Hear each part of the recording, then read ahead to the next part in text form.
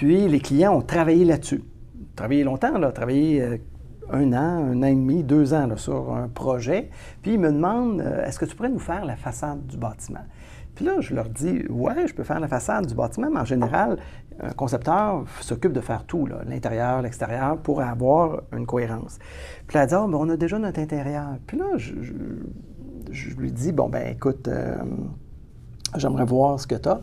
Elle m'envoie les documents. Puis là, je me rends compte qu'il y avait un bout de terrain là, qui était comme... perdu. Perdu, puis si on le démolit, on le perdait.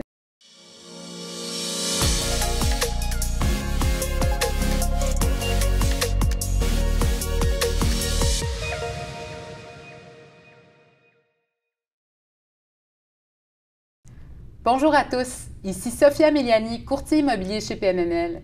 Aujourd'hui, pour notre émission de Réseau Terrain, le podcast d'aujourd'hui reçoit M.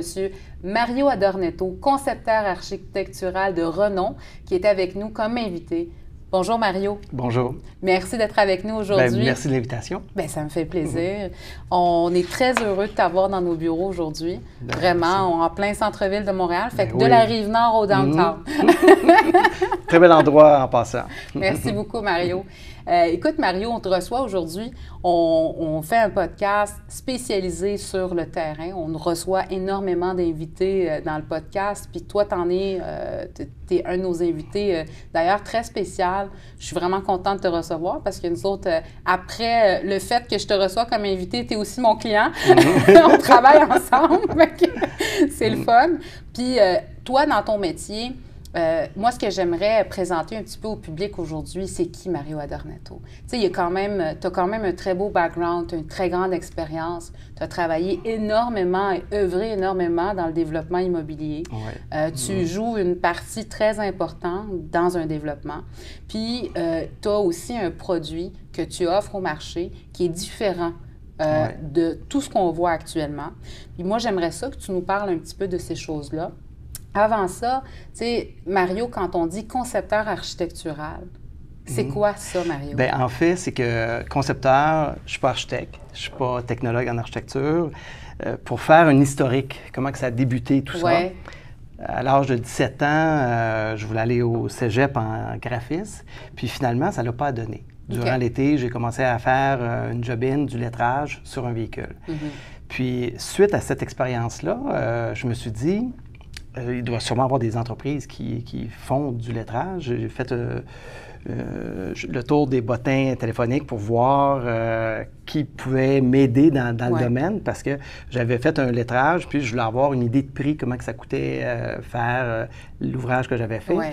Puis, tout bonnement, j'en ai appelé quelques-uns, puis j'en ai appelé un qui a dit, écoute, il dit, t'as quel âge, toi? Il posait des questions. Il était très intéressé qu'un jeune s'intéresse au domaine. Donc, il dit, je serais intéressé de te rencontrer. Puis, finalement, j'ai été le voir, puis il m'a engagé. Puis, j'ai commencé à travailler pour eux, cette entreprise-là. Puis, après quelques temps, 1 semaine, 2 semaines, il dit, Mario, il dit, tu as une bonne attitude, mais tu n'as pas assez d'expérience. Il faudrait que tu ailles chercher de l'expérience ailleurs. Quand tu auras de l'expérience, reviens nous voir, puis on va te réengager, puis ça va bien aller. Puis là, je dis, ben oui, parfait. J'ai quitté, j'ai fait l'application ailleurs. Puis, ce move-là m'a fait réaliser que pour avoir de l'expérience, je devais me promener. Oui. Donc, j'ai été dans le domaine du lettrage pendant environ 10 ans. Oui. Puis, mon kick était de travailler pour une firme, d'apprendre, de quitter, d'aller ailleurs. Puis ça, j'ai fait ça une 12aine de fois. Oui. À un moment donné, j'ai eu un poste de dessinateur, concepteur pour une grande firme d'enseigne qui était Enseigne Trans-Canada. Puis, j'étais dans leur département à dessiner des plans d'enseigne. Puis, à un moment donné, j'entendais des représentants dire toujours « On n'a pas eu la job, c'est Claude Néon qui l'a vendu ». Claude Néon était une entreprise, c'était le summum des fabricants d'enseignes. Puis, les représentants disaient « Ah, on n'a pas vendu la job parce que Claude Néon est arrivé avec un dessin tellement beau que les clients n'avaient pas le choix, ont acheté chez Claude Néon parce que le dessin était beau, même si l'enseigne était plus chère. » Puis là, je me suis dit « Il faut absolument que je travaille chez Claude Néon. Il faut que j'apprenne le métier. » Donc, je les ai appelés. Là, ça ne fonctionnait pas la première shot. Je les ai rappelés, ça ne fonctionnait pas. Je les ai appelés pendant 1 an de temps. À un moment donné, ils ont dit, Mario, il y a eu une ouverture, congé de maternité, tu peux venir travailler pour nous. J'ai travaillé pour eux 3 ans. J'ai appris à dessiner avec de l'émotion. Parce que Claude Néon, leur force était de vendre des enseignes avec des dessins bien organisés qui faisaient en sorte que les clients tombent en amour avec. Puis on sait que tout ce qui est vente, tout passe par l'émotion. Que ce soit une sacoche, que ce soit une voiture, que ce soit une maison, que ce soit n'importe quoi, vrai. tout passe par l'émotion. Donc, chez Claude Néon, j'ai appris, avant de dessiner, avant d'apprendre à dessiner, j'ai appris l'émotion, comment ça fonctionnait. Puis, j'ai développé chez Claude Néon une expertise. J'étais un des favoris concepteurs chez eux. Puis, à un moment donné, j'ai quitté cette entreprise-là pour partir à mon compte dans le domaine du lettrage. Puis, je dis à ma copine de l'époque, je lui dis j'ai quitté Claude Néon, je vais faire du lettrage. Elle a dit, Mario, elle dit, c'est parce qu'on vient d'acheter une maison, ça n'a pas de bon sens, là. On va faire quoi, là? C'est un risque. C'est un risque, c'est un gros risque. Puis là, je lui dis, faites-en pas, ça va bien aller. Il y a un garage attaché à la maison, je vais faire du lettrage dans le garage, puis tout va bien se passer. Puis, durant la semaine d'après, je vois un journal local, cours de dessin de bâtiment. Puis là, je me suis dit, chez Claude Néon, quand j'étais là, je dessinais des enseignes, puis souvent, pour que l'enseigne soit belle, je mettais un overlap sur le bâtiment, puis j'améliorais le bâtiment. Je donnais une suggestion. Puis là, je mettais l'enseigne sur le bâtiment avec le choix de tel quel ou avec les améliorations. Puis, évidemment, c'était efficace. Ce côté-là était hyper efficace. Puis là, je me suis dit, dans le fond, je vais aller suivre un cours en dessin de bâtiment, je vais comprendre comment une maison est construite. L'assemblage, les 2x4, les trosses, les poutrelles, les murs de fondation. Je vais apprendre la composition. Donc, je vais suivre ce cours-là. Puis là, je dis à ma conjointe, je vais aller suivre un cours en dessin de bâtiment. Elle dit, Mario, c'est parce que tu as 27 ans, ça n'a aucun sens, là. Là, je dis, non. Je vais aller suivre mon cours en dessin de bâtiment. Je veux devenir le Claude Néon des plans de maison. Je veux que les gens n'aient pas le choix de venir me voir parce que les maisons vont tellement être belles.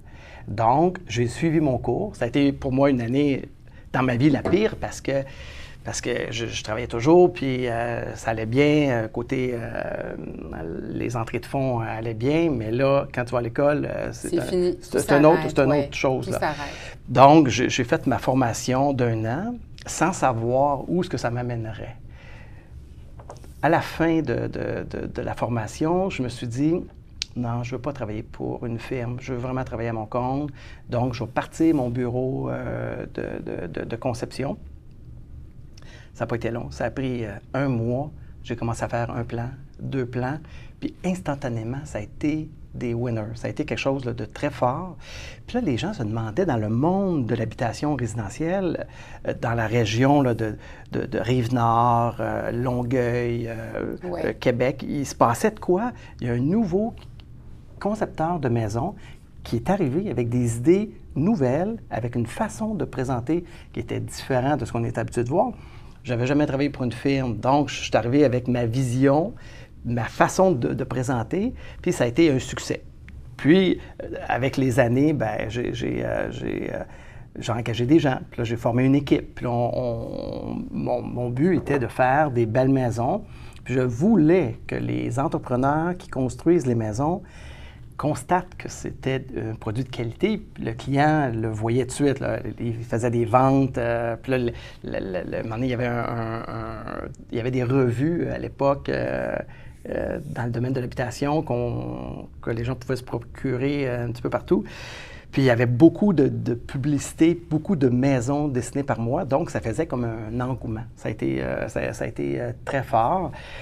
Puis, j'ai œuvré dans le monde de l'architecture là, pendant 25 ans. Puis, ça a toujours été dans un agrément parce que les gens qui venaient me voir, c'était des clients qui étaient prêts à venir me voir. Souvent, les gens s'assoyaient devant moi puis ils disaient « Monsieur Adornetto, on est rendu à notre 4e maison, puis là, on ne veut pas se tromper.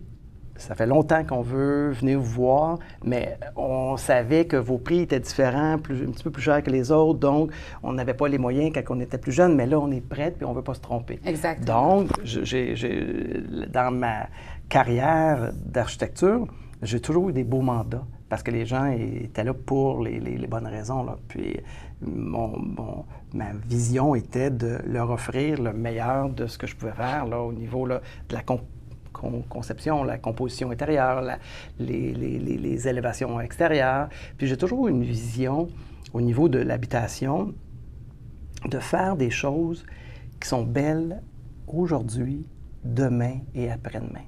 C'est important parce qu'on bâtit pour l'avenir. On ne Absolument. bâtit pas uniquement pour les besoins d'aujourd'hui. Ça, c'est un défi qu'on est en train de voir dans les dernières années. Les développeurs, les constructeurs sont en train de se rendre compte de ça. Oui. À mon avis, il fallait qu'ils s'en rendent compte il y a beaucoup plus longtemps que cela. Parce que maintenant, c'est en train de devenir un défi, surtout dans l'optimisation des immeubles existants. Oui. On a énormément de difficultés aujourd'hui à aller optimiser architecturalement parlant des immeubles existants versus des immeubles plus récents qui vont être plus faciles à optimiser dans 10 ans, dans 15 Absolument. ans, dans 20 ans. Ça fait partie d'un processus qui est très important. Puis moi, ce que j'aime dans ce que tu fais, Mario, c'est justement, tu étudies tout ça. Là, on a compris un petit peu qui est Mario Adornetto en arrière de ses beaux dessins, puis en arrière de ce concept-là. Le concept que tu fais, c'est que dans le fond, toi, tu es là pour non seulement préparer un projet, tu es non seulement là pour donner une image sur une vision, mais aussi donner des mesures précises et des lignes directrices pour un projet. Parce que ça, c'est une partie qui est très importante pour un constructeur, un développeur, qu'importe le projet, que ce soit un projet de une maison ou 200 maisons. Parce que si on construit une maison, toi, Mario, ce que tu vas faire, c'est que tu vas prendre le terrain, l'environnement de cette maison-là et tu vas t'inspirer de ça pour créer. Absolument. Tandis que si tu as un développeur qui vient te voir pour aller développer une centaine de maisons sur un projet, bien, tu vas devoir non seulement regarder l'environnement du projet et adapter les maisons l'une à l'autre. Absolument. Et répondre aussi aux besoins de pas un client, mais d'une clientèle. Exactement. Donc, tu vois, tout ça, c'est des petits détails spécifiques que toi, tu sais travailler. C'est ça que j'aimerais comme un petit peu apporter de la connaissance du public à ton travail, parce que je pense qu'aujourd'hui, les constructeurs-développeurs sont de plus en plus éveillés, de plus en plus conscients de ces choses-là, de plus en plus ouverts aussi à aller chercher les besoins spécifiques de la future clientèle. Ils sont en train de devenir de plus en plus proches à leurs clients. Puis je pense que ce que tu fais aide encore plus à ça. Moi, ce que j'aimerais savoir un petit peu dans le processus de tout ce que tu fais, moi, j'ai vu ton travail, j'ai vu comment tu travailles avec les gens. J'ai la chance aussi de travailler sur un des projets que tu fais, que tu as bâti de A à Z, que tu as conceptualisé, qui maintenant est en train de changer complètement. Puis aujourd'hui, on s'adresse à un public de développeurs, de constructeurs, d'investisseurs et notre sujet principal, c'est le terrain. Puis moi, je pense que toi, tu es un acteur principal dans le développement d'un terrain parce que tu es la première personne qui va aider l'investisseur, l'acheteur, le constructeur à visualiser. Mais aussi, tu as des projets sur lesquels on va bâtir, on va conceptualiser, mais finalement, ces projets-là changent complètement parce qu'il y a des règlements, il y a des zonages, il y a des choses qui viennent en ligne de compte. Si on prend l'exemple de la propriété que j'ai en vente avec toi, ta propriété que tu as bâtie, qui est d'ailleurs une propriété extrêmement, extrêmement étudiée au peigne fin, donc moi, j'ai eu la chance de visiter. C'est une propriété qui a été imaginée pour tous les gestes que quelqu'un peut avoir en habitant dans la propriété. C'est une propriété où est-ce que tu as mis énormément de temps, énormément d'argent, mais maintenant, cette propriété-là est en train de devenir autre chose parce qu'il y a un changement de zonage qui s'en vient. Parle-nous un petit peu de ça. Au départ, quand j'ai acheté le terrain où ma maison est située, c'est que je voyais une opportunité de construire une maison unifamiliale annexés à des bureaux, mais des bureaux relativement discrets. Le but n'était pas de faire un bâtiment public était de créer un bâtiment qui donnait l'impression d'une vieille maison qui était comme adaptée. Donc, j'ai conçu un bâtiment qui donne un peu une allure européenne, française, un peu. Je voulais donner l'impression que c'était une maison qui était riveraine, que j'ai acquis, que j'ai adapté, modifié. Mais en réalité, elle est toute neuve, là. Les gens, quand ils se présentent, ils ont l'impression qu'ils essayent de chercher les dates de construction, mais en réalité, ça s'est fait one shot. Puis, l'idée était de faire un bâtiment principal, de faire des annexes et de faire comme des dépendances, d'allure écurie un peu. Donc, c'était un peu le thème que j'avais. Puis, j'ai construit cette maison-là. Puis, récemment, on a su que 15 ans plus tard, on a su que la ville avait des plans différents de zonage. Donc, je me suis dit, ça serait dommage de mettre à terre cette maison-là pour construire une tour de 6 étages. La première idée qui m'est venue était de garder le cœur du bâtiment, de garder un peu, si on veut, on revient à l'émotion. Cette maison-là, elle a une belle émotion, elle a une belle âme, elle a une belle configuration. Puis cette configuration-là, bien, elle peut perdurer dans le temps. Je me dis, si on fait un amalgame de ce bâtiment-là avec une structure plutôt cubique pure en hauteur. Je suis propriétaire aussi d'un terrain voisin qui est un duplex qui est inhabité, mais qui fait partie de l'ensemble. Puis, ce bâtiment-là, lui, on le démolirait, puis on serait en mesure de construire une section garage, une section 6 étages, très contemporain, puis on ferait un amalgame de contemporain avec traditionnel. Donc, il y a une matière à faire un bâtiment qui serait original, qui serait unique, intemporel. Souvent, la beauté des bâtiments, des fois, quand on part de scratch, on arrive avec une idée puis une solution. Là, on a une contrainte. La contrainte est le bâtiment existant. Puis, ce qu'il fallait faire, c'est de trouver une solution pour le conserver. Donc, j'ai fait une proposition qui fait en sorte de faire un environnement invitant. Puis, je l'offre à celui le nouveau propriétaire là, qui voudrait faire l'achat du site au complet. Je pense que ça serait un avantage et ça serait un site là, exceptionnel là, pour la clientèle là, qui visiterait C'est sûr et certain. Puis, il ne faut pas oublier que le produit est situé dans un secteur très prisé, qui est situé aussi en bord de l'eau. Donc, il va y avoir une vue sur l'eau. Donc, quelqu'un qui va venir redévelopper ce site, soit en gardant la propriété existante ou en l'enlevant, dans les deux cas, il va avoir une plus-value parce que le site est exceptionnel, la situation géographique, puis la vue. Il y a aussi une clientèle qu'on voit dans ce secteur-là qui est de plus en plus une clientèle je te dirais, de premier choix, qui va être attiré par un projet unique, différent, atypique aussi dans ce secteur-là. Donc ça, c'est un exemple d'un projet à redévelopper. C'est pas un projet facile, ça, Mario. C'est un projet qui est différent du développement qu'on voit à tous les jours. Donc, tu sais, des gens qui vont acheter des terrains, qui vont les développer from scratch, qui vont aller faire toutes les études et bâtir selon ce qu'ils désirent. Ici, c'est un projet qui est différent.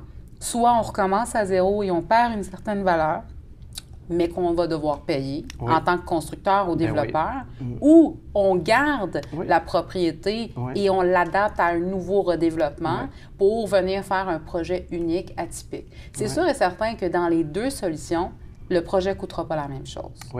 Et dans les deux solutions, on va avoir différents types de rendement, différents types de résultats et différents types de clientèle. Absolument. Parce que si on prend le site au complet, on démolit la maison qui a beaucoup de charme et qui a beaucoup de cachet, on recommence à zéro, on peut y aller comme on veut. On peut s'adresser à un investisseur qui va être, lui, un investisseur axé sur l'optimisation, axé sur le rendement et axé sur le résultat, axé aussi sur la maximisation. Donc, cet investisseur-là est le bienvenu. Deuxième investisseur qui, lui, est un investisseur peut-être avec un peu plus d'émotion, qui se cherche à aller chercher des projets atypiques, uniques. Il y a certains constructeurs qui, eux, aiment avoir une signature sur le projet. Absolument. Ceux-là vont voir le potentiel de la maison existante, essayer de réimaginer un petit peu comment pouvoir garder une partie de cette propriété-là et la réadapter et en montant en haute densité. Ce qui est le fun, c'est que Mario, toi, quand tu as acheté cette maison-là, il y a 15 ans, tu ne savais pas que ça allait s'en venir. Puis c'est ça le terrain. C'est ça, en fait, la magie du terrain. Absolument. C'est la plus-value. Puis je pense que si le projet se réalise, j'ai l'impression que ça donnerait un ton différent sur le chemin de la Grande Côte. Définitivement. Parce que souvent, les municipalités, quand ils partent d'un projet, c'est souvent le premier qui construit, qui donne le ton au suivant. Oui. C'est un petit peu dommage là, que ça soit ainsi parce que je pense que les villes devraient se pencher sur des solutions à long terme, de faire des bâtiments en lien. On en a jasé la dernière fois, puis j'aimais beaucoup ça. Puis faire des bâtiments en lien, ce que ça crée un environnement pour celui qui achète et ça crée une certaine sécurité. Là, on parle de bâtiments en hauteur, là, du multilogement. Récemment, j'ai eu un appel d'un type, puis ce type-là, lui, il veut développer, il y a un site à Saint-Sauveur, un restant de projet, un magnifique projet. Puis, il a eu la chance d'avoir 14 terrains dans ce site-là. Puis lui, il s'est dit, qu'est-ce que je peux faire pour avoir une belle clientèle? Puis, il jasait avec un ami, puis finalement, ils se sont dit, ça serait peut-être intéressant de se merger avec un architecte, un concepteur, pour arriver à une solution. Puis finalement, ils ont fait une recherche, puis ils m'ont choisi pour le projet. Mon mandat est de concevoir 14 maisons différentes, adaptées aux clients, adaptées à la forme du terrain, la topographie, l'orientation du soleil. Mon but est de faire une rue intéressante pour que le client 7 soit content du voisin 8 et du voisin 6. Un coup que la rue va être faite, évidemment, ça va devenir une rue intéressante parce que là, il va y avoir un contrôle, un concepteur, une vision va faire en sorte qu'il va y avoir une cohérence. Malheureusement, au Québec, on n'a pas ce genre d'interaction-là. Les gens sont individualistes, ils font leurs propres choses, mais puis des fois, les résultats ils sont douteux, puis un résultat douteux fait en sorte que ça ne fait pas long terme. Là. Ça fait le temps de construction, puis après ça, les gens ils se lassent. C'est un petit peu comme on voit en Europe, une certaine fluidité dans la construction, et cohérence, dans les rues, la cohérence, c'est ça. C'est ça. C'est quand tu marches en Europe, dans les villes. Moi, j'aime une ville que j'aime donner en exemple, c'est Vienne. Oui. C'est incroyable comment c'est très cohérent, malgré que ça a été bâti il y a plusieurs centaines d'années dans certains quartiers à Vienne. Puis c'est cohérent jusqu'à aujourd'hui. Absolument. Ça a été bâti en pensant à demain. Puis c'est ça aussi qu'on regarde de plus en plus devenir une tendance actuellement dans le marché. Oui. Les constructeurs et les développeurs sont en train d'intégrer la cohérence. Oui. On n'en voyait pas beaucoup avant. Puis, tu sais, on va dans un quartier, tu rentres, tu sais, mettons, je donne un exemple, tu rentres un quartier à Montréal qui est un pur exemple de ça, qui a eu beaucoup de développement dans les dernières années, Ville-Saint-Laurent. Oui. Ville-Saint-Laurent, ça paraît, tu es capable, en roulant en auto, là, Mario, de dire ça, c'est un constructeur, ça, c'en est un autre, ça, c'est un autre, ça, c'est un autre, ça, c'est un autre. Et ça, là, c'est quelque chose qui n'est pas nécessairement bien pour l'urbanisation d'une métropole. Absolument, absolument. Et puis c'est malheureux. Oui. Il y a beaucoup de simili-châteaux faits, mettons, comme ça vient, là, sans recherche. Ça. Oui, définitivement. Puis on regarde Westmount, où ce que tout est beau, tout est noble.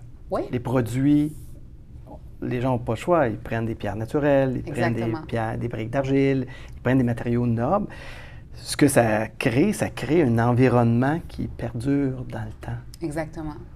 il y a beaucoup de projets domiciliaires qui se sont construits, oui. Je dirais, là, quand j'ai commencé à faire de l'architecture, là, 25 ans, ça a comme poussé les grandes maisons, les grosses maisons. Oui. Puis, à l'heure qu'on se parle, 20 ans plus tard, les gens sont pris dans le...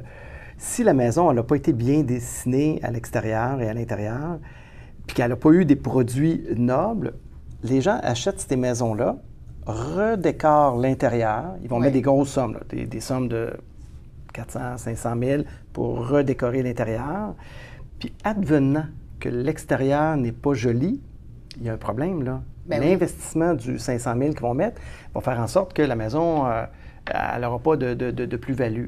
Si, là, 20 ans, la maison elle a été conçue adéquatement à l'extérieur, aujourd'hui, pour la remettre au goût du jour, il n'y a aucun souci de mettre 500 000, de mettre 700 000, parce que la valeur de la maison globale fait en sorte que ça le supporte. Donc, tu peux prendre une maison qui a été d'un style manoir, conçue avec des belles proportions, des produits nobles. Aujourd'hui, on peut la rendre hyper contemporaine en dedans. Au goût du jour. Puis l'amalgame se fait à merveille. Et le gap entre l'investissement qu'on fait intérieur versus la structure et l'apparence extérieure font que la propriété ne perd pas de valeur. Exactement. Puis ça, malheureusement, là, 20 ans, 30 ans, il n'y avait pas de notion de ça. Oui, c'est vrai. Les gens, ce ils faisaient comme ça venait, puis ils allaient là... Oui. Ça, c'est un point tellement important, Mario, que tu jases, parce que souvent, des fois, on achète des propriétés, puis on veut mettre ça à notre goût, parce que peut-être que c'est plus au goût du jour, c'est ancien, c'est démodé, ou peut-être que c'est même juste pas adapté à la vie d'aujourd'hui. Puis on voit des gens faire des rénovations très coûteuses dans des maisons. Au moment de la revente du produit, la valeur n'est pas là. Exactement. Et on n'est pas capable d'aller récupérer le potentiel versus le marché au moment où est-ce qu'on met la vente. Ça, c'est une erreur qui est grosse faite. Erreur. Très grosse erreur. Puis c'est pour ça qu'on voit des propriétés sur le marché actuellement qui sont à des prix très élevés par rapport à leurs concurrents et leurs comparables, qui font en sorte qu'il va falloir aller trouver un acheteur qui va être très difficile à trouver parce que ça va être l'acheteur qui va avoir un coup de cœur uniquement, qui va payer pour ça. Et ça fait en sorte qu'au final, c'est un projet qui n'a pas été pensé sur le long terme. Exactement.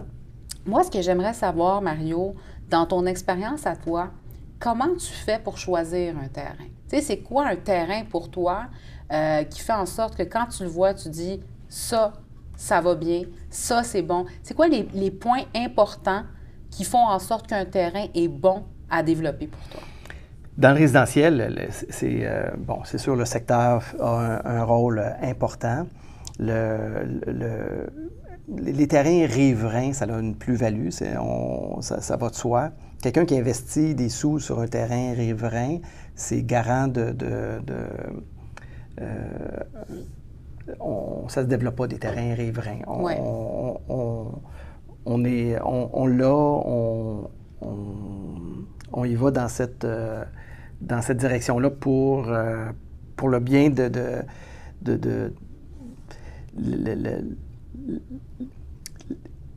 les projets qui ont une cohérence. Le projet de Saint-Sauveur que je parlais tantôt, c'est un projet où le promoteur, quand il a parti le projet, il s'est dit on va faire des maisons de tant de pieds carrés. Il va y avoir des grands espaces. Le projet a été parti dans cette direction-là. Tous les résidents qui habitent ce secteur-là, c'est un peu un secteur qui nous déstabilise. Quand on arrive dans le projet, c'est en montagne. À chaque tournant, il y a une surprise. Il y a comme un vallon, il y a comme une montagne, il y a comme Puis, les maisons, évidemment, sont adaptées dans cet environnement-là. C'est sûr que l'acheteur d'un terrain dans un site similaire, c'est garant de succès. C'est que la suite se fait automatiquement là, dans le sens Dans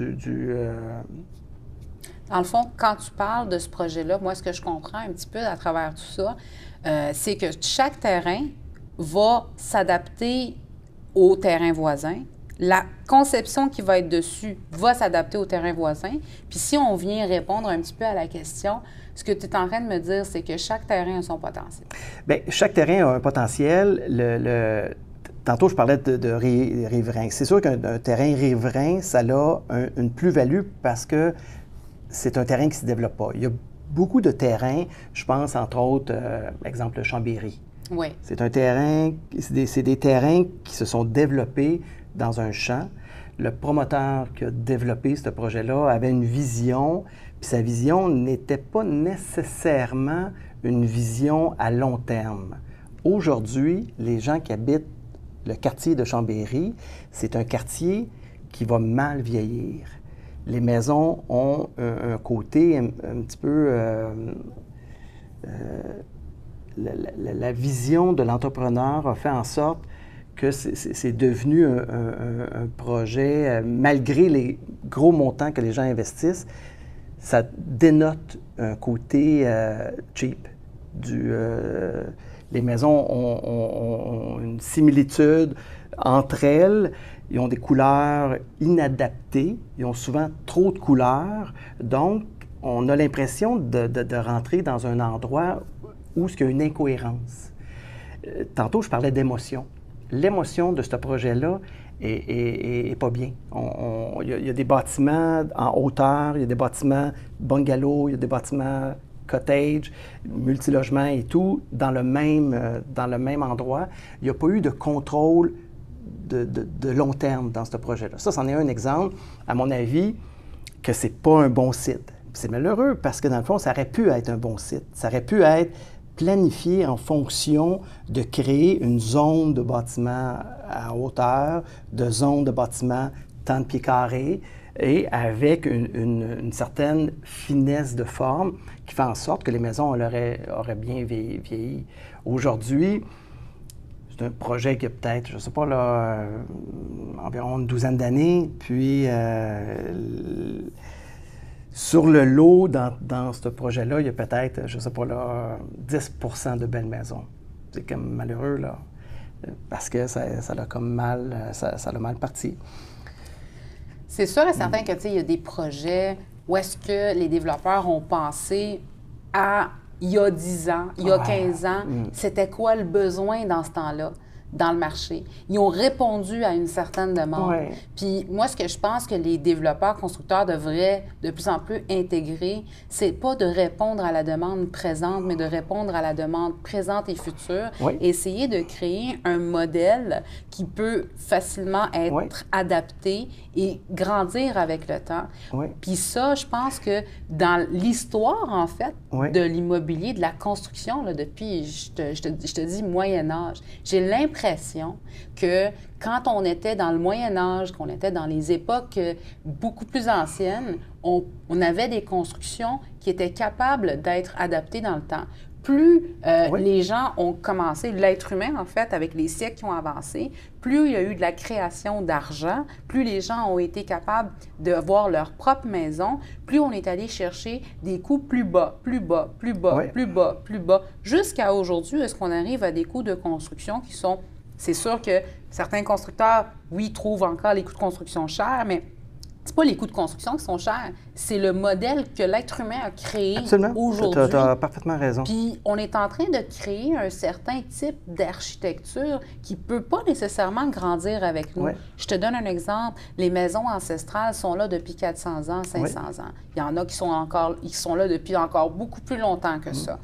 Mais est-ce qu'une maison bâtie au Québec sur le modèle des maisons construites dans les années 70 sera là dans 150 ans?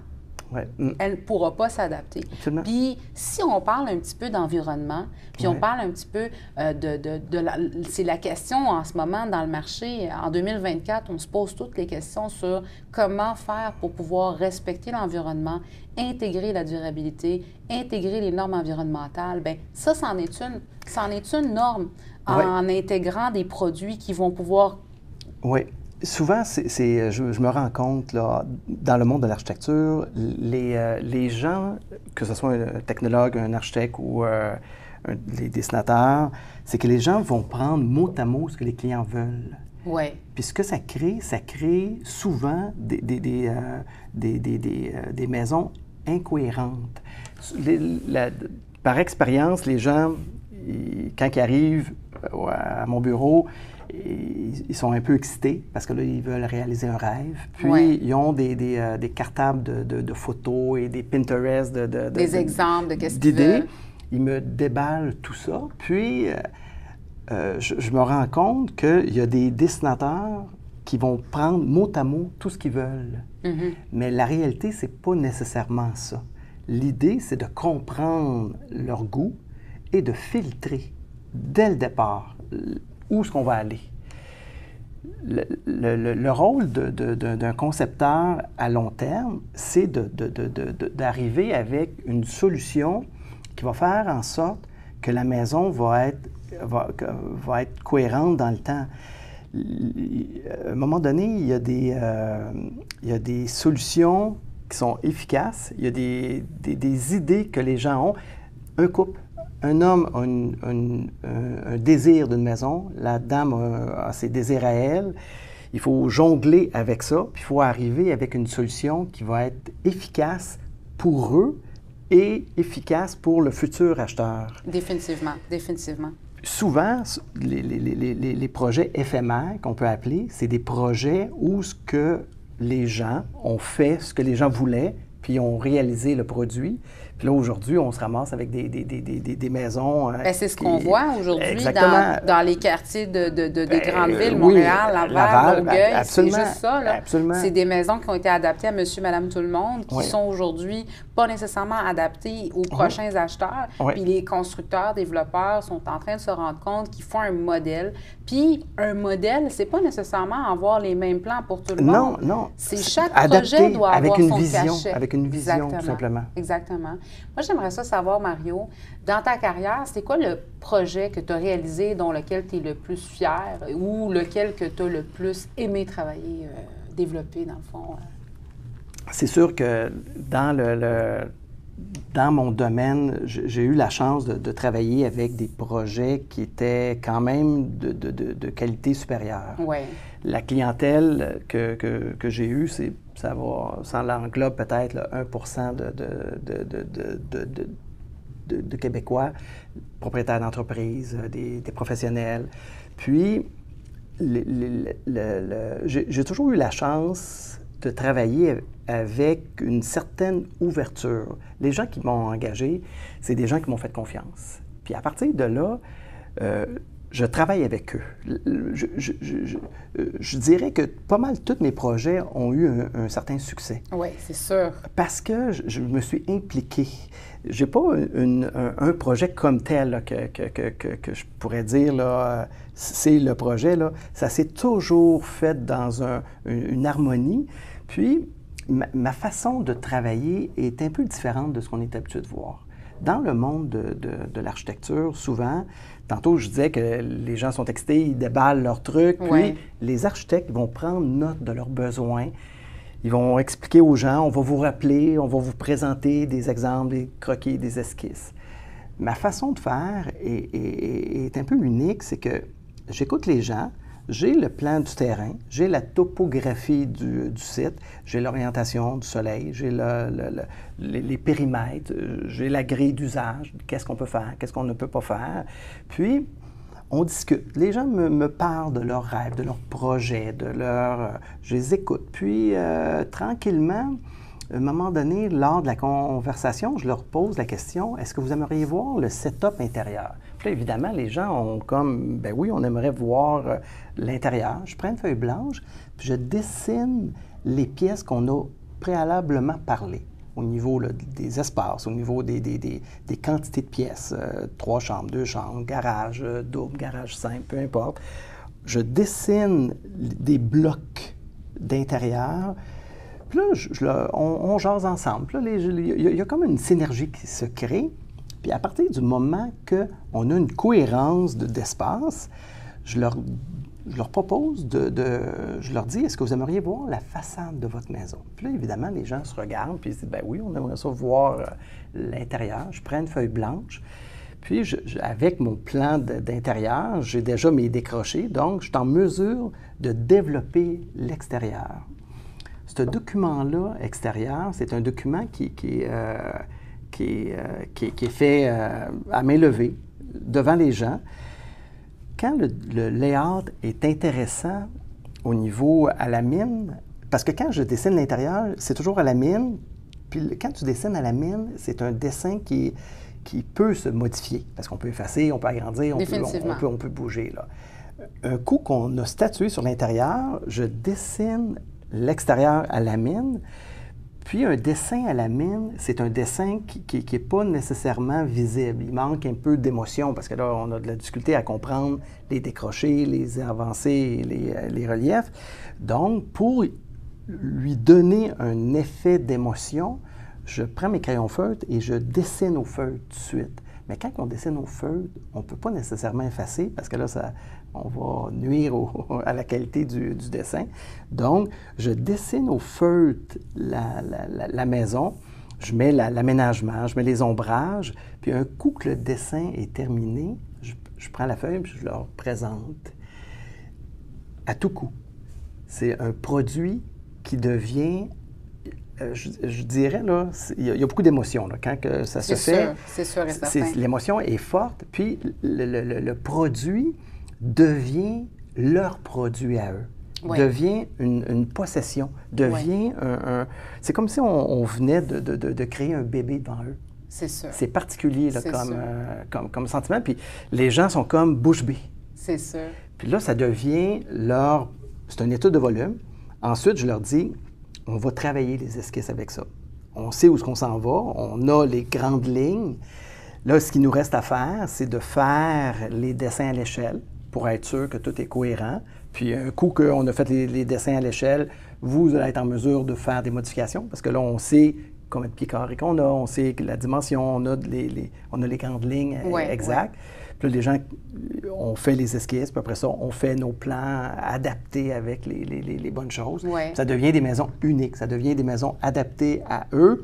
Même s'il y avait plein d'idées, on a fait un filtre de leurs idées pour arriver à une solution qui fait en sorte que la maison est cohérente pour eux à l'instant d'aujourd'hui. Puis la vision que j'apporte, c'est une vision à long terme. C'est une vision qui va faire en sorte que dans 10 ans, dans 15 ans, si les gens décident de revendre la maison, mais il va y avoir un intérêt. Il va y avoir un coup de cœur plus large que si on avait fait une maison vraiment adaptée et personnalisée pour eux. Exactement. Ça, c'est le fun parce que aussi, c'est un service qui peut être le fun pour les développeurs de terrains résidentiels. Ah, bien, c'est sûr. Parce que dans le marché du développement, il y a beaucoup de développeurs qui ne sont pas des constructeurs. Il y a des développeurs qui vont aller acheter des terrains, qui vont les développer, les subdiviser, les revendre à des particuliers qui, eux, les particuliers, vont pouvoir faire affaire avec ce type de service-là. Mais il y a aussi autre chose. Mais je fais une parenthèse. Ce genre de projet-là, ça s'est développé beaucoup.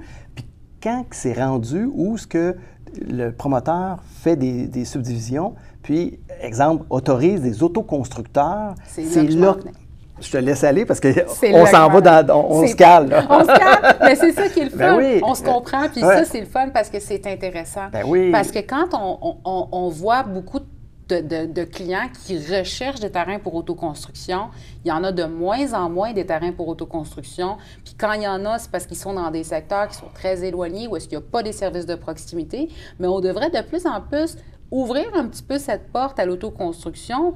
Puis, il y a aussi d'autres projets. Il y a des projets intégrés. Bien, il peut y avoir de l'autoconstruction, mais avec une ligne directive. Exactement.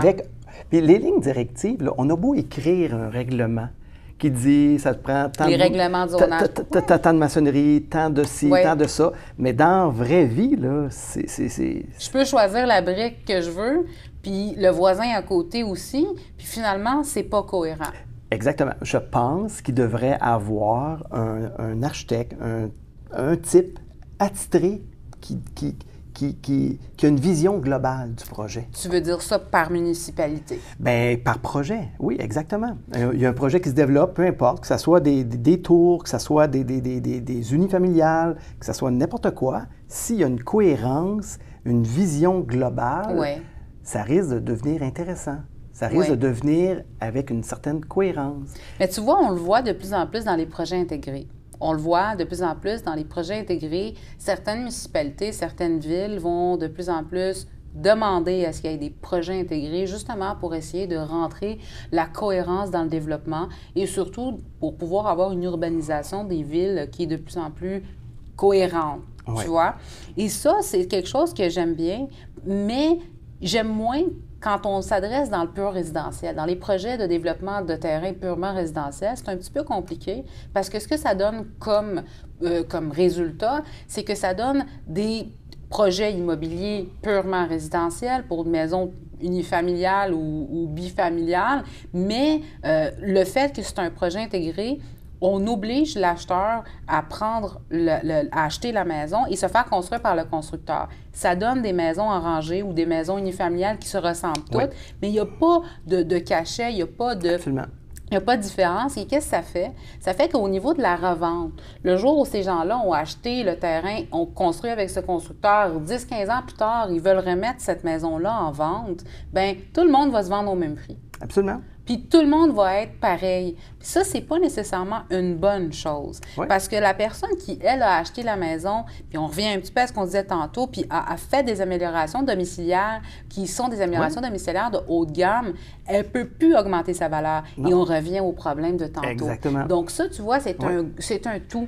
C'est un tout. L'architecture, en fait, c'est comme le point principal du développement immobilier et le point principal du futur aussi. Donc, c'est quelque chose de très important. Moi, je pense ici, les points qu'on a apportés aujourd'hui vont énormément aider les développeurs à mieux analyser le futur, à mieux analyser leurs produits. Mais il y a une des questions que j'aimerais te poser aussi, Mario. Moi, j'aimerais savoir comment toi, en tant que concepteur architectural, tu vois ta collaboration avec les développeurs immobiliers. C'est quoi la chose que tu peux apporter? On en parle un petit peu depuis tantôt, la cohérence, mais un concepteur architectural, c'est quoi la plus-value? Parce qu'il ne faut pas qu'on oublie les défis aussi des développeurs immobiliers qui sont les défis financiers. Un développeur doit, surtout si c'est un développeur-constructeur en même temps, il faut qu'il soit capable de rentabiliser. Le concepteur architectural, est-ce qu'il est capable non seulement de rendre un produit cohérent, mais aussi potentiellement rentable? Absolument, absolument. C'est une vision. C'est une vision. Quand la vision est belle, c'est, tu sais, dans le fond, là, peu importe, dans n'importe quoi, là, que ça soit beau ou que ça soit laid, ça coûte à peu près le même prix. C'est vrai. Donc, si ça a été pensé dans une vision globale, avec une certaine qualité, automatiquement, le projet va devenir intéressant. Puis si le projet devient intéressant aujourd'hui, il y a des bonnes chances qu'il va devenir intéressant demain et après-demain. Donc, il s'agit juste d'élargir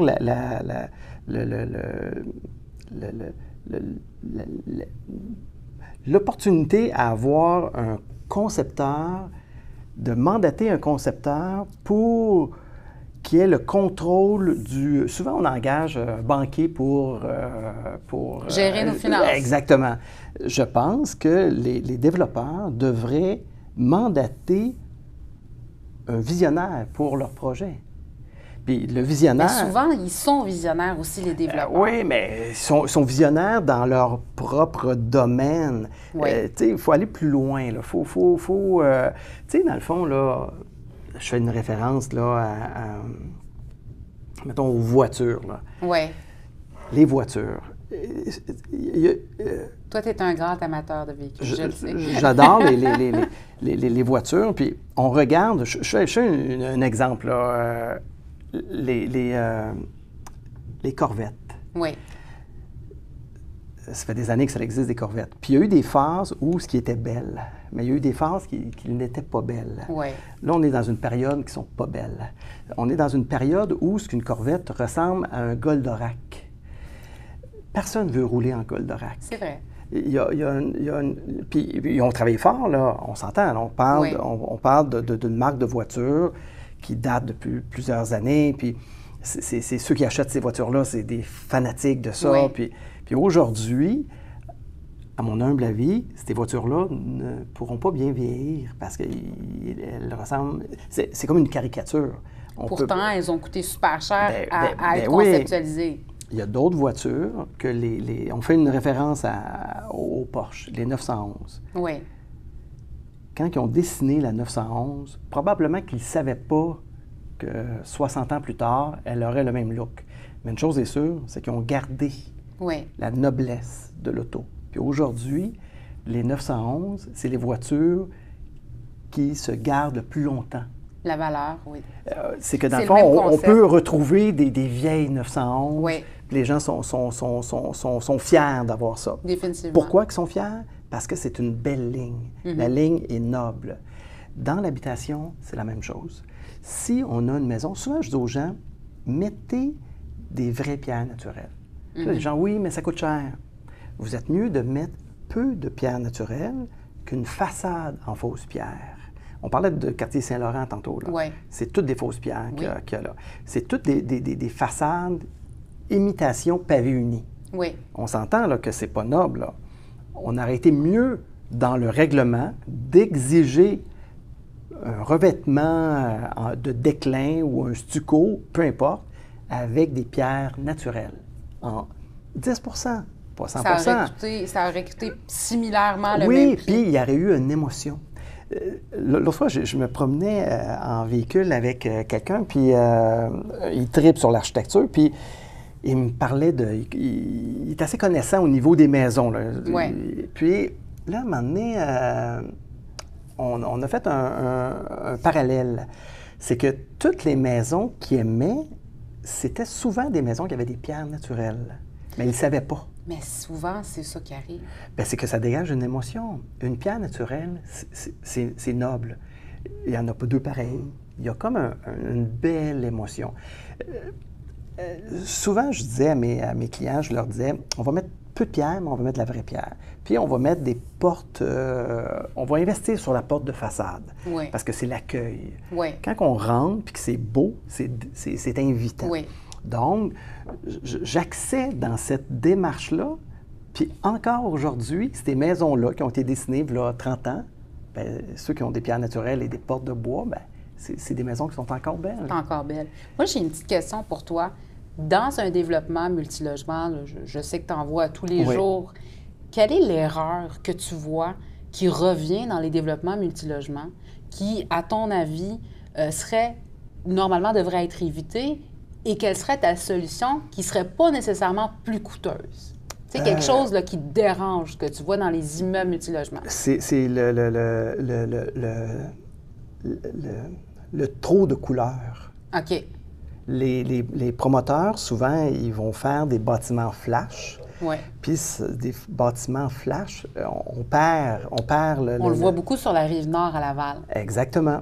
Des immeubles qui ont des façades avec 3 sortes de gris, du noir en haut sur la toiture, puis des portes jaunes.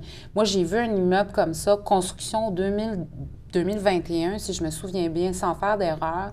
Puis, je le regardais.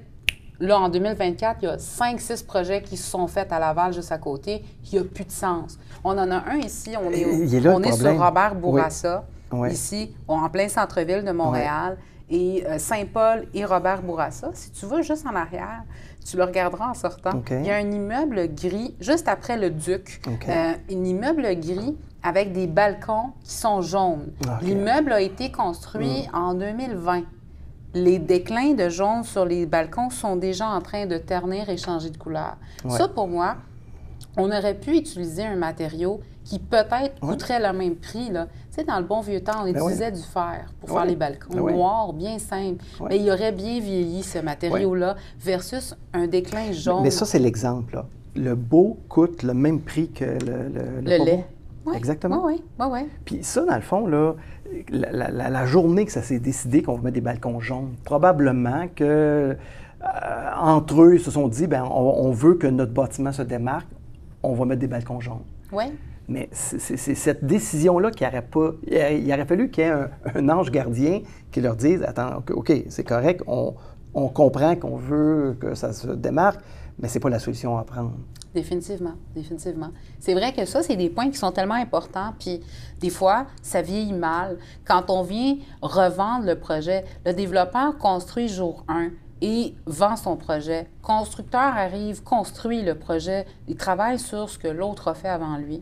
Puis le constructeur qui va construire va revendre à un investisseur. C'est une ligne, c'est un cercle, c'est une table tournante. Exactement. Fait que moi, là, il faut que je travaille pour toi, puis toi, il faut que tu travailles pour le projet qui s'en vient en arrière de toi. Parce qu'au final, si on est capable de travailler tout le monde, des professionnels du développement, de A à Z, du départ de l'acquisition du terrain raw et from scratch, jusqu'à temps que ça arrive dans les mains de l'investisseur qui, lui, va revendre son projet, bien, au final, on travaille main dans la main et l'un pour l'autre. Il y a un potentiel. Il y a un potentiel. Énorme. Exact. Puis plus l'acteur principal a bien fait son travail et a eu une vision qui a été de plus en plus étudiée, pensée et réfléchie, non seulement axée sur l'urbanisation, sur l'environnement, sur l'intégralité de la durabilité des matériaux, bien, au final, on se retrouve avec des investissements qui vont continuer à garder leur valeur. Puis ça, on a un gros problème, Mario, dans le marché immobilier actuellement. On a un problème où est-ce qu'on voit des immeubles qui ont atteint leur valeur. On ne peut plus aller chercher de valeur. Et où est-ce que des immeubles qui n'arrivent pas à être au même marché que d'autres immeubles. À Montréal, ça, c'est un très gros... C'est une ville où est-ce que cet exemple-là, tu vas le trouver dans toutes les rues. On a des immeubles qui ont coûté des millions de dollars, des tours qui ont été bâtis, mais qui ont atteint un seuil où est-ce qu'on n'est plus capable de réadapter au marché actuellement. Puis tout ça vient de quoi? Vient du terrain, le jour où elle a été bâtie. Donc, c'est fou, hein, quand on y pense. Là, il y a comme une suite. C'est une suite. Il y a une suite, il y a eu un manque à quelque part. C'est une chaîne. Et cette chaîne-là, tout acteur qui va travailler dans ce projet-là à n'importe quel moment, puis même le courtier, Mario, le courtier immobilier qui est là en arrière du projet, là, à quel moment il y a des courtiers? Le courtier peut vendre le terrain, mais le courtier, en vendant le terrain à un acheteur, peut influencer la destination qu'il va y avoir sur ce terrain-là. Absolument. Donc, lui aussi est un acteur qui est très important dans la suite du projet. Jour 1, moi, j'ai un terrain à vendre. Je donne encore l'exemple de ton terrain. Si moi, je pousse un acheteur à redévelopper le site, bien, je suis en train de pousser à ce que ce site-là, dans 50 ans, soit un site redéveloppé avec peut-être un bâtiment qui va peut-être accueillir cinquantaine, soixantaine de portes. Donc là, j'ai influencé à quelque part. L'acheteur qui va acheter va aussi développer le projet, etc. Les courtiers vont revenir à plusieurs étapes. Absolument. Parce que le courtier vend le terrain. Moi, aujourd'hui, je vends le terrain à développer. Bien, peut-être que le constructeur, le développeur va réengager un autre courtier dans 3-4 ans quand le projet va être bâti pour revendre un projet prêt à bâtir ou un projet construit. Donc, tous les acteurs du développement d'un terrain, à partir du moment que c'est un terrain jusqu'au résultat, vont jouer un rôle important. Absolument. Donc, travailler main dans la main et travailler en pensant. Tu sais, puis moi, j'aime ça dire que tous les acteurs, il faut qu'ils pensent à qu'est-ce qui va se passer après.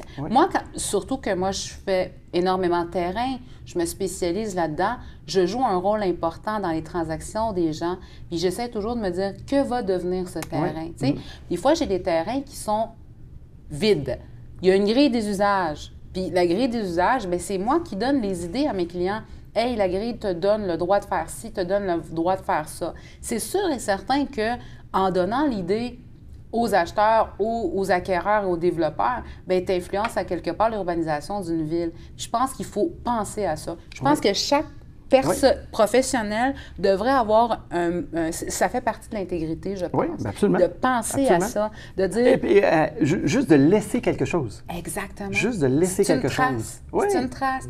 Puis ces choses-là font en sorte qu'aujourd'hui, on est en train d'avoir des villes qui sont en train de se développer un peu mieux qu'on développait il y a quelques années. Si on regarde les premières couronnes de Montréal, Rive-Sud, Longueuil, puis Laval. Bien, on a des secteurs dans Longueuil puis dans Laval qui sont extrêmement mal développés, mal adaptés. Maintenant, on vient réparer les erreurs du passé avec les nouveaux projets, avec les nouveaux quartiers, puis en commençant petit à petit à forcer les projets intégrés, les PPC-moi, les PIA, où est-ce qu'on vient dire « Hey, stop, là, puis on essaie de ralentir cet étalement urbain et on essaie de demander aux développeurs de redévelopper en densité et arrêter l'étalement.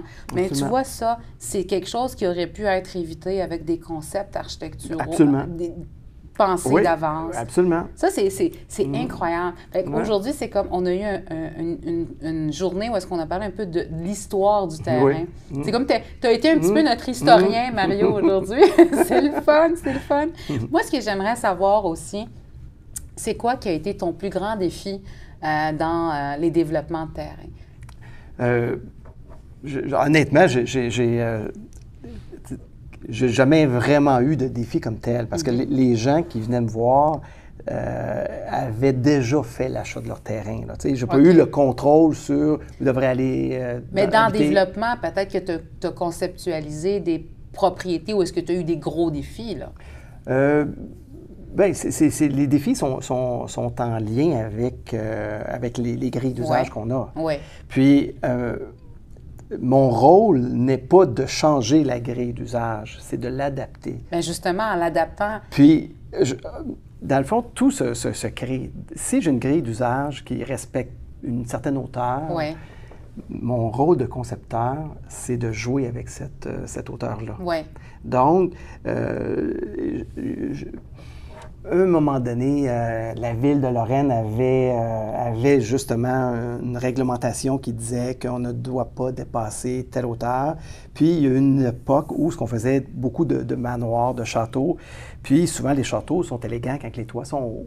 À un moment donné, j'avais rencontré des gens de la Ville, puis je leur avais dit, on pourrait avoir une clause qui dit, si on a un terrain de telle largeur et une façade de telle largeur, on peut se permettre un pourcentage plus haut que le voisin pour créer un amalgame dans la rue intéressante. Puis il avait accepté bon, c'était un défi qui a été résolu, mais en général, on deal avec ce que les... J'aime ce que j'entends, Mario. Tu sais pourquoi? Parce que quand quelqu'un me dit « moi, j'ai pas de défi, moi, je travaille avec ce que j'ai », bien, au final, c'est ça la réussite. Bien oui, c'est de jongler. Parce que dans le fond, le rôle d'un concepteur, c'est de trouver des solutions. La première chose, c'est de trouver des solutions. Exactement. Puis c'est d'écouter, puis de voir les possibilités, qu'est-ce qu'on peut faire pour le rendre mieux. Parce qu'un coup, ça a été absorbé, puis tu te dis, bon, ben OK, on n'a pas le choix, on deal avec ça. On va... L'autre fois, c'est drôle parce que je travaillais sur un projet, c'est des gens qui ont fait une démarche avec une firme pour rénover leur chalet. Puis, ils ont demandé à leur constructeur, le gars est dans le domaine commercial, il engage souvent un entrepreneur commercial pour bâtir ses bâtiments. Il demande à son constructeur, j'ai mon chalet, j'aimerais l'agrandir. Qu'est-ce que je peux faire? Le bâtiment, à l'époque, il a été conçu dans un certain enlignement avec le parallèle du terrain, puis il y avait il était croche un peu. Puis, les lois ont changé, les lois ont été moins permissives, donc, aujourd'hui, si on démolissait la maison complète, il y avait comme un triangle qu'on ne peut plus reconstruire. C'est un droit acquis. Ça, je voulais que tu t'en ailles là parce que tu me l'as compté il y a 2 semaines. Puis cette situation-là a fait en sorte que le constructeur a suggéré au client, bien, il faut que tu gardes ta maison dans cet angle-là, puis on va rajouter ton garage là parce que c'est la seule place qu'on peut le faire. Puis, il a fait un scénario. Bien, le client a pris le scénario, a mandaté une firme de design pour faire le concept intérieur. La personne a fait le concept intérieur, puis les clients ont travaillé là-dessus. Travaillé longtemps, travaillé un an et demi, 2 ans là, sur un projet. Puis ils me demandent, est-ce que tu pourrais nous faire la façade du bâtiment? Puis là, je leur dis, ouais, je peux faire la façade du bâtiment, mais en général, un concepteur s'occupe de faire tout, l'intérieur, l'extérieur, pour avoir une cohérence. Puis là, elle dit, ah, ben, on a déjà notre intérieur. Puis là, je lui dis, bon, ben écoute, j'aimerais voir ce que tu as. Elle m'envoie les documents. Puis là, je me rends compte qu'il y avait un bout de terrain là, qui était comme... perdu. Perdu, puis si on le démolit, on le perdait. Mais dans le fond, l'idée première était de tout démolir puis de recommencer parce qu'ils ont travaillé fort pour garder le droit acquis qui correspondait à peut-être, en pieds carrés, peut-être là, 30 pieds carrés. Mm-hmm. Là, on parle d'une maison de 1500 pieds carrés au sol, plus les garages, plus l'étage. 30 pieds carrés, c'est rien, là. Ben oui. On est mieux d'enlever le 30 pieds carrés puis de construire selon les marges acceptables puis de revoir la conception adaptée. Oui. Puis dans le fond, ça a été l'exercice de trouver une solution. Là, dans le fond, les gens n'ont pas fait d'analyse. Ils ont écouté mot à mot ce que le client voulait. Mais le client, lui, il ne sait pas, là. Il mandate une firme. La firme a dit, bien, tu as un droit acquis, là, si tu démolis, tu le perds. Oui. Là, ça l'a resté. Ça l'a resté dans le béton, puis ils ont travaillé imagine le temps, là. Mettons 1 an et demi de travail. Oui. Ils ne sont pas satisfaits, ça tourne en rond. Les soirées de discussion, les journées de perdu. La perte d'argent. C'est énorme. Ouais. Là, à un moment donné, quand elle m'a envoyé les plans, je lui dis, écoute, il y a une lacune qui est là, il y a une lacune qui est là. Il y avait beaucoup. Parce qu'à un moment donné, quand tu pars mal, tout le restant se suit. Puis là, à un moment donné, à cause de ça, tu as des répercussions un peu partout qui se transmettent. Puis là, évidemment, bien, instantanément, quand j'ai vu le document, je dis, écoute, ça, c'est pas correct, ça, c'est pas correct, ça, c'est pas correct. Là, elle me disait, là, Mario, es-tu en train de me dire qu'il n'y a plus rien de bon? Bien, c'est un peu ça. Vous avez travaillé fort pour pas grand-chose. C'était quoi ta solution? Bien, la solution, c'était tout simplement de repenser le bâtiment.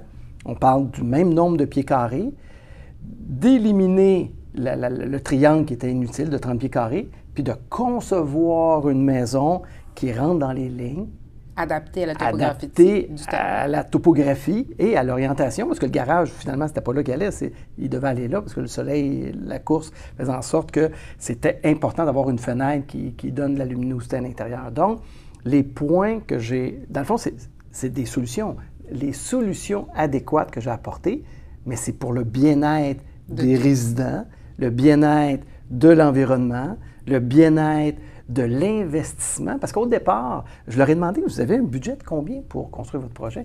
Bien, tu sais, Mario, là, ça va coûter 2 millions, là, faire tout ça. Je vois 2 millions, c'est quasiment dommage de mettre 2 millions d'un endroit où on a des contraintes en partant. Juste en dessin, c'est énorme. C'est énorme, là. C'est énorme. Donc, on est mieux de repenser une solution qui est efficace, qui est cohérente, qui va coûter le même prix. Ouais. Parce que c'était ça la finale de ça, c'est que le bâtiment, il est beau, il coûte la même chose que l'autre, qui donne l'impression que c'est une rénovation qui a été faite d'année en année. Exact. Là, on arrive avec une solution là, qui est charmante, qui est élégante, puis qui traverse le temps. Là. Si on aurait, dans le fond, un conseil que tu pourrais donner aux développeurs ou aux constructeurs, ce serait quoi ton meilleur conseil? De prendre le temps, de faire une analyse. Je le fais aujourd'hui, mais dans 15 ans, ça va donner quoi? Parce de projeter. De faire une projection. De faire une projection, puis d'y aller avec une globalité et non de ce qu'on a de besoin aujourd'hui. C'est de faire en sorte là, de créer des projets qui vont durer dans le temps. Excellent. Je pense que c'est un gage de succès là, quand on le fait pour aujourd'hui, pour demain et pour après-demain.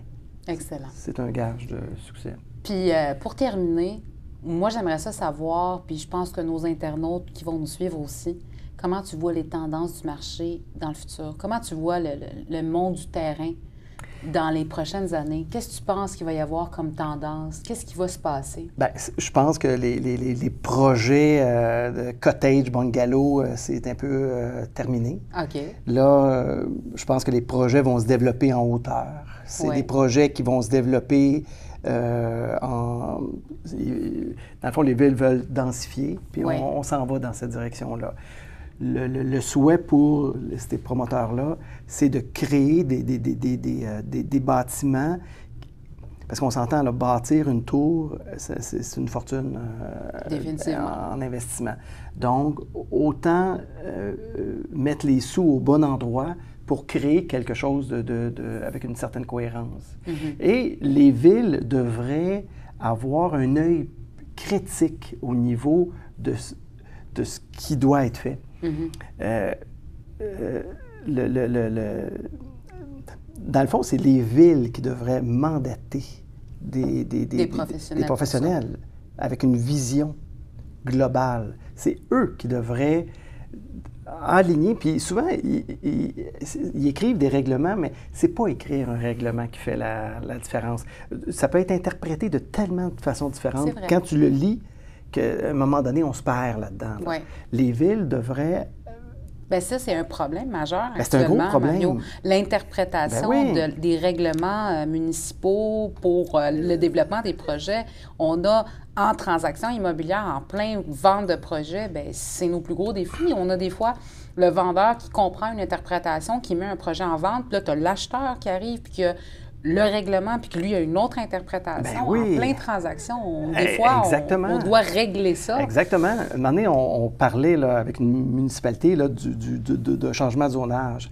Puis là, je leur ai demandé, OK, c'est quoi la vision globale du projet? Ce qu'on m'a répondu, c'est, en principe, c'est le premier qui va partir qui va lancer le bal. J'étais un peu... on entend souvent ça. Déçu de sa réponse parce que c'est impossible, on ne peut pas faire ça, là. Ça, c'est comme une roulette russe, là. Tu peux pas faire ça, là, tu sais. C'est vrai, c'est vrai. Puis c'est bien souvent ça qui arrive, puis c'est ça qui dicte aussi la capacité des réseaux publics. Oui. Dans des villes, j'ai eu une transaction récemment où est-ce que la ville nous a dit, tu sais, on a demandé, la capacité des réseaux est à combien actuellement? On nous a dit, on a une capacité encore pour 200 portes. Puis là, on a dit, admettons que le projet ici va dépasser 200 portes. Comment ça va se passer? Est-ce que vous avez déjà prévu pour, dans le fond, l'augmentation de la capacité des réseaux? Puis ce qu'on a eu comme réponse, c'était, ça va dépendre des projets qui vont s'en venir.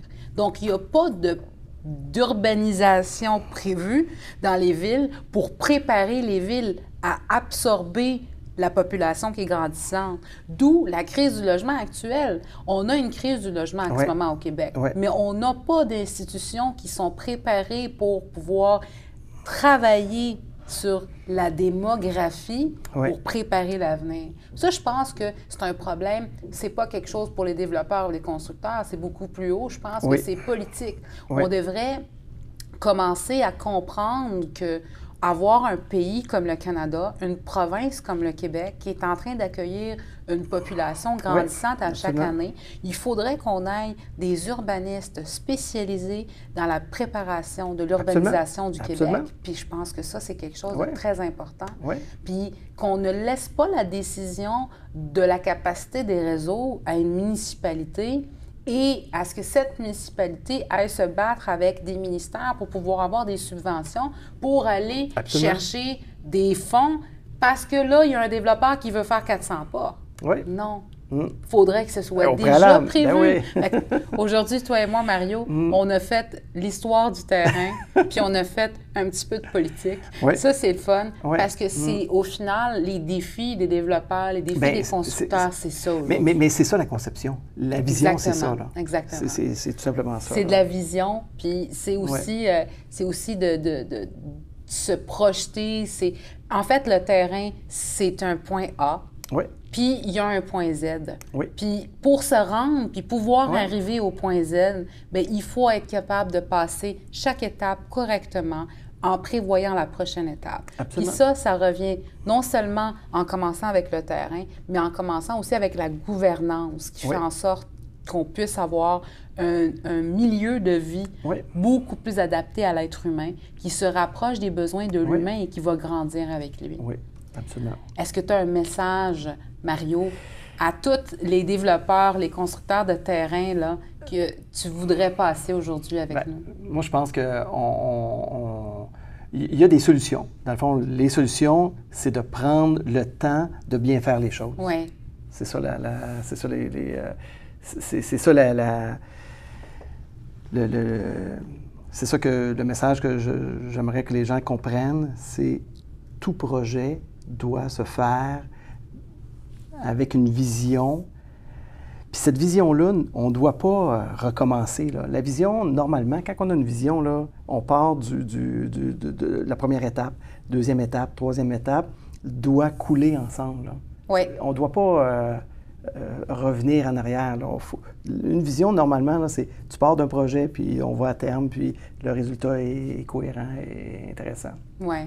Écoute, je te remercie beaucoup, Mario, non seulement pour le partage que tu nous as fait aujourd'hui, pour les solutions que tu as partagées, puis aussi pour le concept que tu nous as partagé, qui est très important. Puis je te remercie d'avoir été avec nous aujourd'hui. Merci beaucoup. C'est moi qui te remercie. Merci.